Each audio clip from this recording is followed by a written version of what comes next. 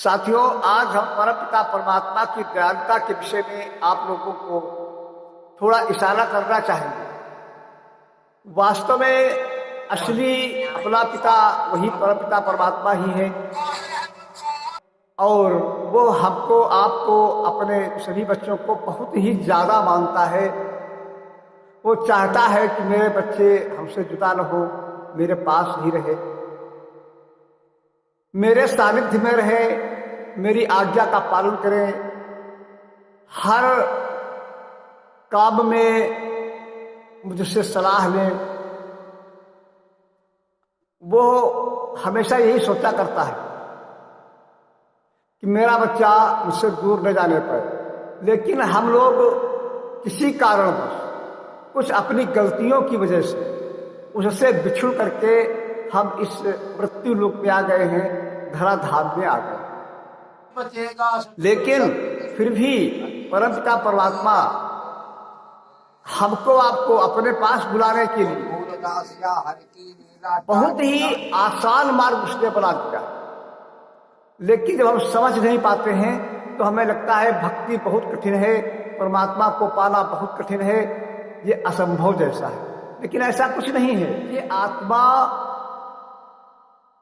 परमपिता परमात्मा के पास बहुत ही आसानी के साथ जा सकती है, कोई दिक्कत नहीं। केवल अज्ञानता बस हम ऐसा कहते हैं कि भक्ति कठिन है या परमात्मा का दर्शन करना कठिन है, लेकिन ऐसा है नहीं। देखिए, परमपिता परमात्मा को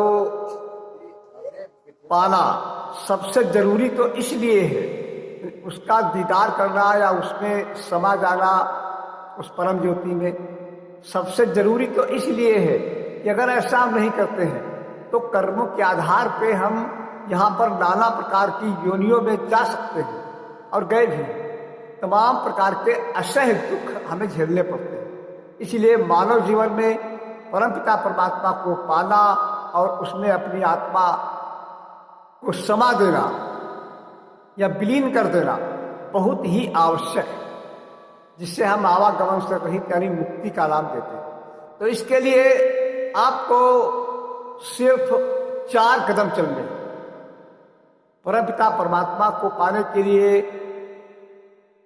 सिर्फ 4 कदम चलने हैं। देखिए, जरा गौर से सुनना हमारी बात। जितने भी हमारे दर्शक हैं, प्रेमी हैं, बहुत ही इम्पॉर्टेंट और बहुत ही रहस्यमय ये बात मैं आपको बता रहा हूं। शायद आप लोगों ने अभी तक ऐसा नहीं सुना होगा, या सुना होगा तो उस पर ध्यान नहीं दिया। उसके पास जाने के लिए, उससे मिलने के लिए सिर्फ और सिर्फ आपको 4 कदम ही चलने हैं। 5वां कोई कदम नहीं है। 4थे कदम पर ही वो परमपिता परमात्मा आपको मिल जाएगा और आपको अपनी गोद में उठा लेगा। तो पहला कदम यह है कि मनुष्य शरीर का पाना। आप समझने की बात है, मानव शरीर का मिलना ये पहला कदम, वो भी बगैर किसी प्रयास के बहुत ही आसानी के साथ हमको, आपको मिल गया है। देखिए उसकी दया, यानी वो अपने पास बुलाने के लिए 4 कदम उसने रखे हैं। 4 कदम पे ही, 4थे कदम पे ही मिल जाता है, जिसमें से पहला कदम मानव शरीर का पाना कितना आसान। इतनी मदद कौन कर सकता होगा जितनी परमपिता परमात्मा ने हमारे और आपके साथ किया है। मानव शरीर मिल गया, पहला कदम पूरा हो गया बगैर किसी प्रयास के। दूसरा कदम सत्संग और संतों का मिलना, गुरु का मिलना, सतगुरु का मिलना। वो भी निःशुल्क है, आसान है, बहुत ही आसान है। कोई पैसा नहीं खर्च होता है, कोई समय नहीं लगता है। आप संतों के पास जा सकते हैं, सत्संग में जा सकते हैं। किसी प्रकार का कोई टैक्स नहीं, कोई शुल्क नहीं, कुछ नहीं देना है, बिल्कुल फ्री व्यवस्था है आप लोगों को। फिर भी हम सत्संग जाने से घबराते हैं। लेकिन अगर पिक्चर जाना हो या और कोई मनोरंजन का कार्य करना हो तो उसमें हम तमाम पैसे खर्च कर देते हैं। लेकिन जो निःशुल्क सत्संग मिल रहा है, हम उसमें नहीं जाते। यह हमारी भूल है। यानी संसार को ज्यादा चाहते हैं और परमपिता परमात्मा की तरफ हमारी तवज्जो है, हमारा ध्यान या उसको पाने की लालसा हमारे अंदर नहीं होती है, इसीलिए बहुत कठिन उसको पाना। अब अगर उसके अंदर ऐसी दया न होती तो कभी भी हम नहीं प्राप्त कर सकते थे। देखिए उसकी दया, फिर भी हम नहीं चाहते हैं कि हमें ईश्वर मिल जाए या उसके दर्शन हो। तो इसीलिए मैं आज आपको बताना चाहूंगा कि जो 4 कदम हैं ये बहुत ही आसान। देखिए पहला मनुष्य शरीर का मिलना वो तो मिल ही गया। सत्संग का मिलना, संतों का मिलना, ये बिल्कुल ही निःशुल्क है, कोई टैक्स नहीं लगता, कोई खर्चा नहीं लगता, कोई मांग जांच नहीं है। तीसरा स्टेप, तीसरा कदम, उस नाम को जानना, ज्ञान को प्राप्त करना, संत महात्माओं से, सतगुरु से ज्ञान को प्राप्त कर लेना, वो भी निःशुल्क, कुछ नहीं लगता, बहुत ही आसान। और चौथा कदम, उस नाम का स्मरण करना और सतगुरु के द्वारा बताए हुए ध्यान को नियमित करना।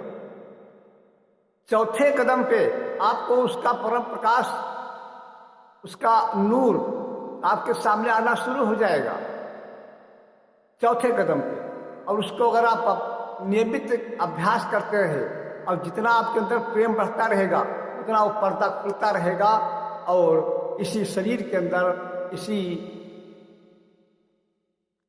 जो ये मानव शरीर मिला हुआ है, इसी के अंदर उस परम पिता परमात्मा के दिव्य स्वरूप का दर्शन हो जाएगा और आत्मा उसी में विलीन हो जाएगी, जहाँ से आई है वहाँ पहुँच जाएगी। बहुत आसान है, इसलिए आप लोग डरना नहीं। एक बात और बता दें, ये जो दयाल की भक्ति है, पिता की भक्ति है, परमात्मा की भक्ति है, इसमें कोई खतरा नहीं है, कोई डर नहीं है। अगर भूल चूक भी होती है तब भी पिता माफ करता है, तब माफ करने की उसमें क्षमता होती है, दूसरा कोई इतना माफ नहीं कर पाएगा।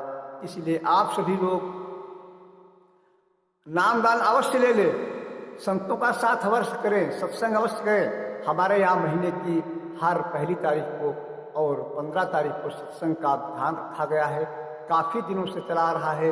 बहुत प्रेमी इसमें आते हैं और बड़ा उनको अच्छा लाभ मिलता है, बड़ा आनंद मिलता है और सभी लोग जुड़े रहते हैं। इसीलिए हम आप सभी से रिक्वेस्ट करते हैं कि हर महीने की पहली तारीख 15 तारीख को होने वाले सत्संग में आप सभी लोग अवश्य आया करें। अगर हर 15 दिन के बाद नहीं आ पाते हैं तो महीने में एक बार अवश्य आए, क्योंकि 29 दिन घर के काम कर लीजिए और एक दिन परमपिता परमात्मा के लिए अवश्य निकाल दीजिए। आपका जीवन सार्थक हो जाएगा, आपके जीवन में कल्याण होगा। साथियों, अब हम अगले वीडियो में फिर मुलाकात करेंगे आपसे किसी अच्छी आध्यात्मिक जानकारी के साथ। तब तक हम यही चाहते हैं कि आप सभी लोग खुश रहें, प्रसन्न रहें, मालिक हमेशा आपके ऊपर दया करता रहे, आपकी भजन भक्ति बढ़ती रहे और इसी सत्संग के कार्यों में आपकी रुचि बढ़ती रहे।